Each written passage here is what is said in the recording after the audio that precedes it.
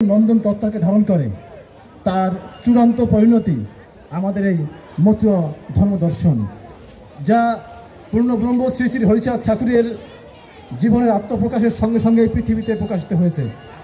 এবং এই মতীয় ধর্মদর্শনের আজকের এই পুণ্যভূমি পূর্ণব্রহ্ম শ্রী শ্রী হরিচাঁদ মন্দির শাহবাগ, ঢাকা। আজকে এখানে আমাকে এই সময়ে বক্তৃতা এখানে আসা, আমি এখানে সমৃদ্ধ হওয়ার জন্য বলেছিলাম। আমি সঞ্চালক মহোদয়কে ধন্যবাদ জানাই। আমি এই পূর্ণব্রহ্ম শ্রী শ্রী হরিচাঁদ মন্দির শাহবাগ ঢাকায়ের প্রচার সম্পাদক। আজকে আমি শুধু একটি কথা বলতে চাই, এই মতীয় ধর্মান্তরের ইতিহাসে যদি কখনো আমাদের পিছনে ফিরে তাকাতে হয়, তখন আমাদের জীবনের এই হৃদয়ে একটি প্রশ্ন জেগে উঠবে, এই মতীয় জনজাতির নায়ক কারা।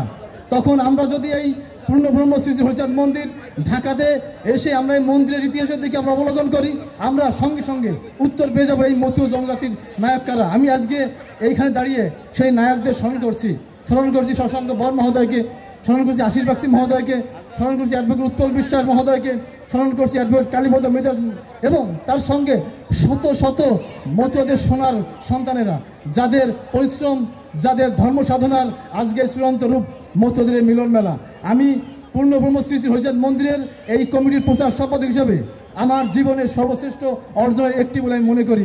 কারণ এই মতীয় নেতৃত্বের, এই মতীয় চেতনার এই বাতিঘরকে কেন্দ্র করে সমগ্র দেশে তথা সমগ্র বিশ্বে মতীয় ধর্ম দর্শনের এই স্ফুলিঙ্গ আমরা পৌঁছে দিতে চাই, এবং তার জন্য আমরা বদ্ধপরিকর। এবং এই পূর্ণব্রহ্ম শ্রী শ্রী হরিচাঁদ মন্দির অনন্তকালের বর্তমান হয়ে থাকবে মতীয়দের জন্য, সমগ্র বিশ্ব মানবতার জন্য। আপনার সঙ্গে ভালো থাকুন, সুস্থ থাকুন। আবার আপনাদের কাছে আসবো। এই পারস্পরিক কামনা শেষ করছি। জয় হরিচাঁদ। ধন্যবাদ, অনেক অনেক ধন্যবাদ।